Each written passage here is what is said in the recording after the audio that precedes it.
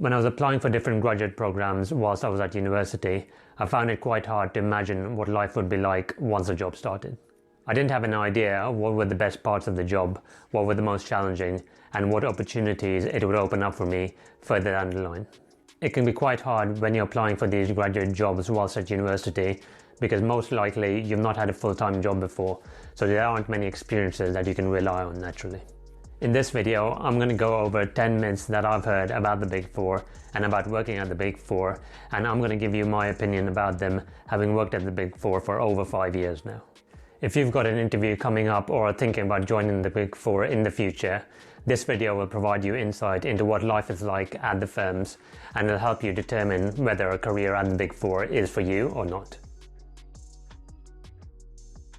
So the first myth that I wanted to cover was that you need to have done an internship with the Big Four to get onto the graduate program.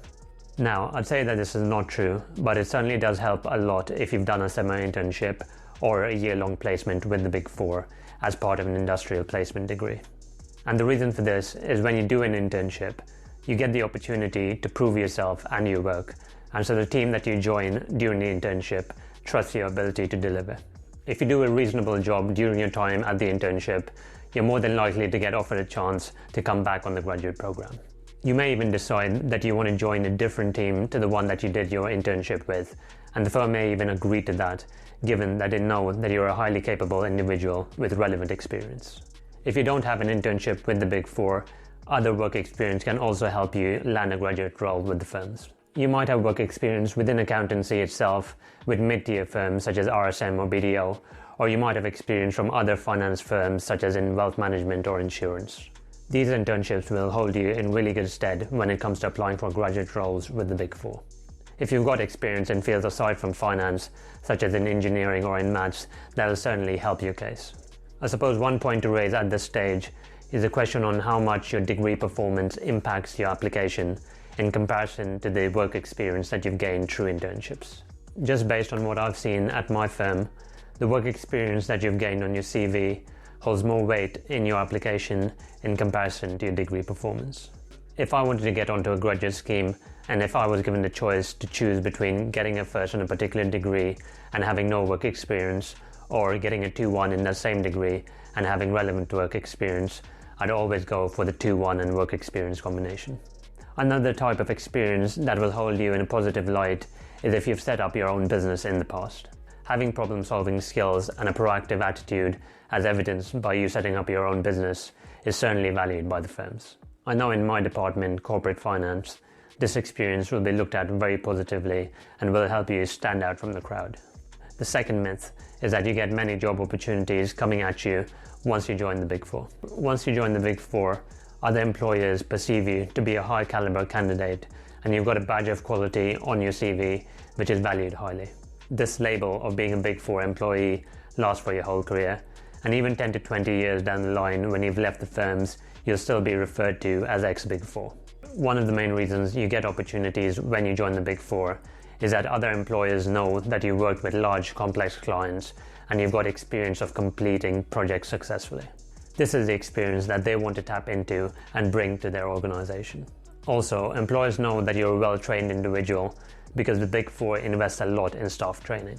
All these factors make you an attractive proposition for employers, and you get quite a few opportunities coming through your inbox and through your LinkedIn messages once you've been at the Big Four. These opportunities normally come through recruiters, and one thing I wanted to clear up is that you don't get offered jobs directly. The recruiters will tell you about what the job entails, but you still need to go through a full interview process. One way to think about this is that by having a Big Four on your CV just gets put on top of the pile, and it might even lead to an interview, but you still need to interview well and convey the right messages during the process. For some highly competitive jobs, such as in private equity, you might even have to do tests as part of the application process, and all applicants have to do these, no matter what experience they have. The third myth is that there are a lot of young people at the Big Four, more than what you'd come across if you were to start your career in industry.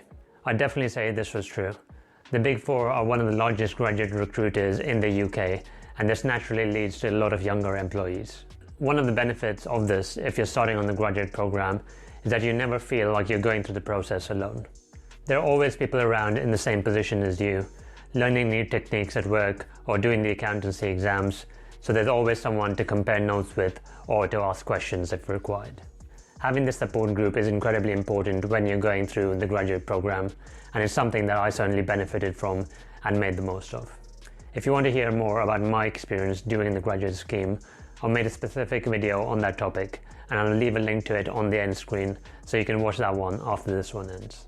Another benefit of having a lot of younger people around is that there are a lot of social activities that you can get involved in. For example, there are regular graduate dinner and drinks nights, the latter being more common, and there are also sports teams, so you can be a part of that as well.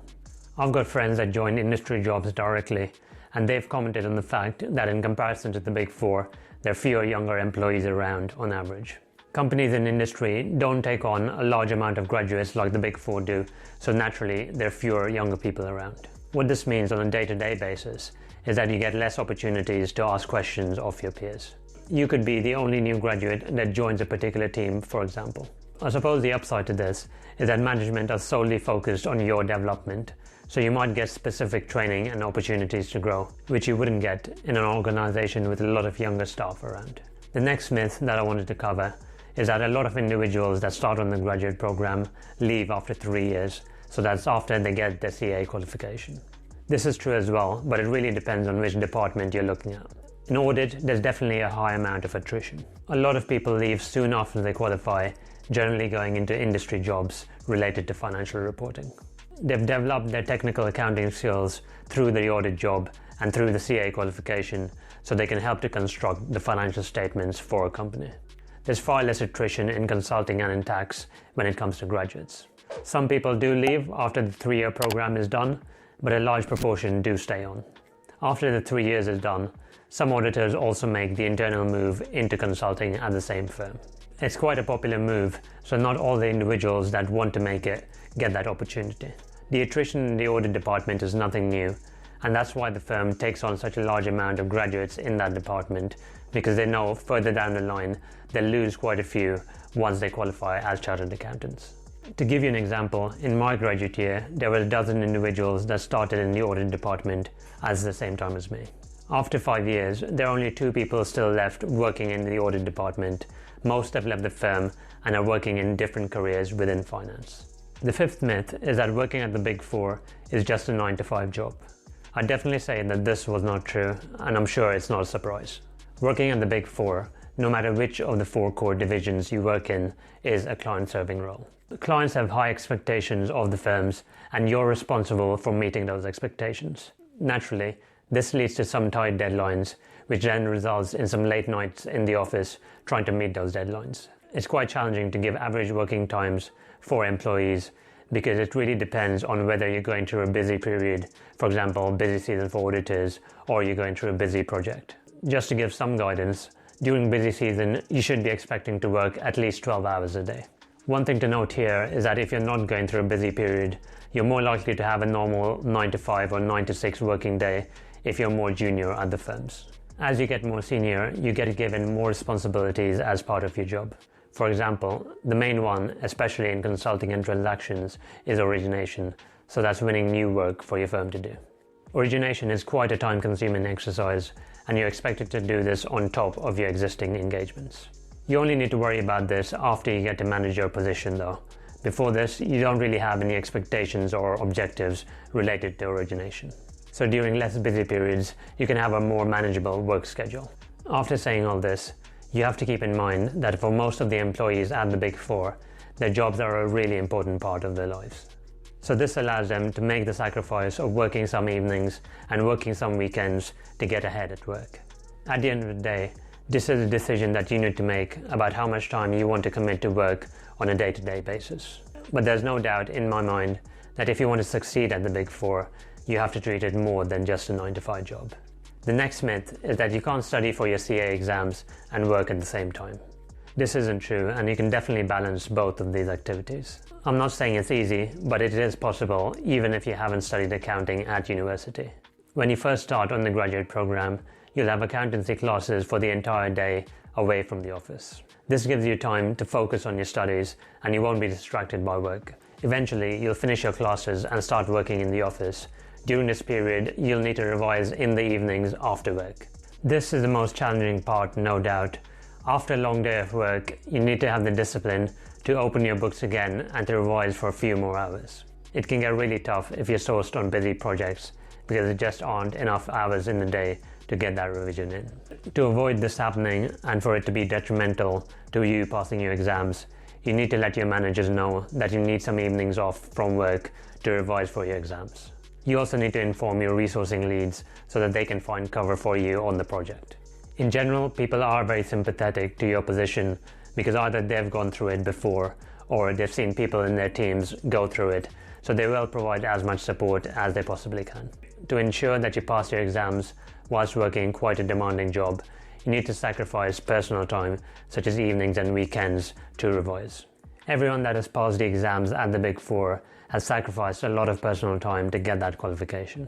Myth number 7 is that if you fail the CA exams, you get booted off the graduate program. Yes, this is true. Passing exams is one of the most important aspects of the graduate programs for this very reason.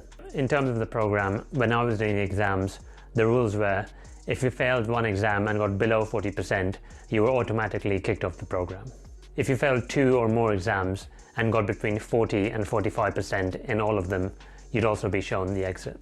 Also, you only got one opportunity to resit any exam. If you fail this resit, you automatically go kicked off the program. This sounds really harsh, and it is to a certain extent. It can be very stressful doing these exams and knowing that if you fail, the job that you worked really hard to get can be taken away from you in an instant. The reason why there's such strict rules around the exams is that the firms are paying a lot of money to put you through the qualification, paying for your training, paying for your exams, so they want to know that you're taking the exams seriously. Also, by passing your exams, you're providing some evidence of your technical knowledge, and so they feel more confident in giving you more challenging work during your job. Now, it's a completely different debate about whether success in the accountancy exams goes hand in hand with good performance on the job, but that's what generally the firms believe. Passing the accountancy exams first time is expected at the Big Four, and dealing with the pressure that comes with it is just something that you need to handle when you join the graduate program. There is plenty of support available throughout the way, but make no mistake, there are consequences if you fail the exams. The next myth is that working at the Big Four for any amount of time is valuable on your CV. This is partially true. Once you have the Big Four on your CV, you'll be looked on favorably by other employers, and as I mentioned before, you'll get opportunities coming to you. The thing to be aware of though is that once you join the Big Four, and if you start applying for jobs immediately, so say within 1 year, other employers might start to wonder why you're leaving the Big Four so soon after joining. They may come up with their own conclusion, such as you're performing badly at the firm and so you're on the verge of being let go. You might not even get the chance to explain yourself because they might just get rid of your CV from the large pile of CVs that they have on their desk. I'd always recommend that someone stays at an organization for at least 2 years before they even start to think about moving. I think if you want to give a really good impression of yourself when applying for different roles, you need to have got at least one promotion at the firm that you're currently at. By showing that you have at least one promotion at that firm, you're providing evidence to other employers that you were considered a success at that firm and that management thought you capable enough to get you promoted. It provides an employer with greater confidence that you're a skilled individual and you'll be held in higher regard. When you're more senior in your career and you're going for the best jobs in the market, your track record will be scrutinized in detail. And if you haven't got promoted in a particular job that you've taken in the past, you better have a good reason for this. If not, it's not going to look very good. So certainly having the Big Four on your CV is great for future prospects. But if you stay at the Big Four for a while and get 1 or 2 promotions under your belt, that's going to put you in the top bracket when it comes to careers in finance. The next myth is that you'll travel the world with the Big Four. This is really tough to give an opinion on because it really depends on what projects you're on and who your clients are. So let's take audit as an example. You might get placed on clients that are in the same town as you, so you might not actually travel for a year or 2 when you start on the graduate program. But I also know people in audit that had clients in different cities, so they had to travel a fair amount throughout the year.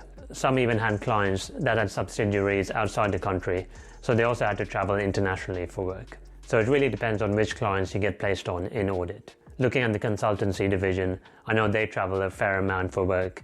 they might work from a client site, or they might work with another office on a project, so they could work from another destination. Tax is the department with the least amount of travel from what I've seen. They get all their work done from one location, and there's rarely any need to be on client site. For the department that I work in, transactions, the travel is again very dependent on the projects that you're on. I've traveled to many different cities in the UK for client projects, and I've also had the chance to work in Denmark. The thing to remember about this travel though is that you'll be seeing a lot of the office in that location and hotel rooms. You don't want to be getting it confused with a sightseeing trip. What normally happened to me when I traveled is that I'd get finished with work at 8, 9 or 10 p.m. and then go straight into the hotel room to get some sleep. When you go traveling for work, you don't really have the time or the energy to explore the city that you're in. I used to go for a quick walk in the nearby area, but that's as far as it would go. Sometimes if you have to be on the client site on Monday morning, you could potentially get a flight on Sunday morning and spend the afternoon and the evening at a different city, but it really depends on the timings of the flights. Naturally, you don't get much choice on the destination because it's all dependent on the project. Another way to travel with the Big Four is through doing international secondments, which are offered on a fairly regular basis for a year or two away. The final myth I wanted to talk about is that there's a work hard, play hard culture at the Big Four. I'd say so, but it really depends on which team you join and what the makeup of that team is. There are some teams that don't organize too many social events. For example, they might have a dinner every 4 or 5 months, but apart from that, there isn't much interaction away from work. On the other side of the scale, there are some teams that have social events every week or two. It's not formally organized, and it's more about members of the team going for a drink or two after work. You can get involved in these on a regular basis, but it certainly isn't a must. Overall, I'd say that majority of the teams do have a work hard, play hard culture. Obviously, all teams will work hard and there's no variance in that. I hope you found that video insightful, and if you have any questions, please leave them in the comments below and I'll get back to you. If you want to hear more about my experience doing the graduate scheme at one of the Big Four accounting firms, click on the video on your screen right now. Thank you for watching, and I'll see you in the next one.